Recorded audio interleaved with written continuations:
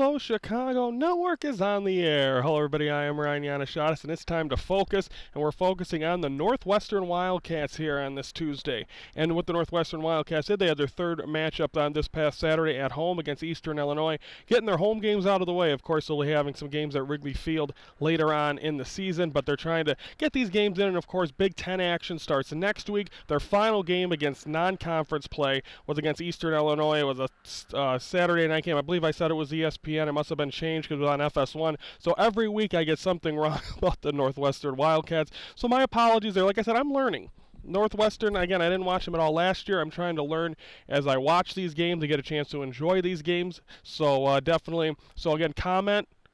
Please subscribe to obviously to the Hello Chicago YouTube channel, but let me know. Call me out on my stuff so I can learn. I've had people as well. Tony, who's a fan, has reached out and given me pointers as well, so thank you very much to Tony and anyone else who watches. So from the bottom of my heart, thank you. I'm learning. Don't critique me. Don't call me stupid.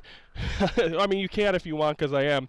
But I'm learning as well about the Northwestern Wildcat team, and also new quarterback Mike Wright out. We did see him towards the end in garbage play in this game, but besides that, it was Jack Lausch, who's named the starting quarterback. Now, I got some information. He is the first Chicago native to start a quarterback for the Cats since Mike Kafka did it in 2009. And Mike Kafka and Lausch are Chicago Catholic League products, with Lausch playing his high school ball just 30 miles south of Northwestern Medicine Field at Martin Stadium. So that right there, great start there, is having that kind of guy. And of course, a lot of Chicago ties to both of these teams, Eastern Illinois and the Northwestern Wildcats, so to be able to have played them both on the lakefront. Even the announcers, once again, this week, a little better, the announcers. It was one of the guys that auditioned for the Blackhawks, and then Matt Millen was the analyst, so I enjoyed the crew this week on that front. But in the first half, you just saw Jack Lausch have a little bit of the jitters. It was, 7-0, 7-7.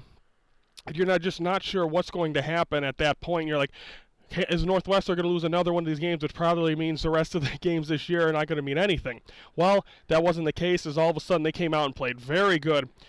But let's just talk about that first half. Also, Anto Saka, who Matt Millen brought up a bunch of times, very good defender for the Wildcats. He was out. He did not play. Eastern Illinois' Eli Mirza, he dropped a play that would have been wide open, and it would have kept them the ball, but then he had a nice catch for a touchdown, kept his feet in bounds, so he went from a really bad play to a really good play and gave them the lead early on in that game. Trajan Lewis, he's a sophomore for Eastern Illinois, blocked the Northwestern field goal. Northwestern then blocks the field goal for Eastern Illinois. Joseph Hyman II, a rushing touchdown to end the half that I believe gave them a 14-7 lead, and Northwestern had the lead. They didn't look back after that. Unanswered point. The Northwestern scored? There was 7-7. They finished the final 31-7, and they get the W over Eastern Illinois. So following that, I think that they'll take that as of right now. They go 2-1 against in those games. They lose to Duke, obviously a heartbreaker last Saturday, but I think they'll take that at 2-1, and now they're going to play their first road game. It'll be another night game. It'll be against Washington. That should be interesting. How are they going to handle? Again, this is a new Big Ten team. This isn't the normal teams. Of course, it expanded to 18 teams. It'll be Saturday night at Washington, which I remember when Pat McAfee did a show there.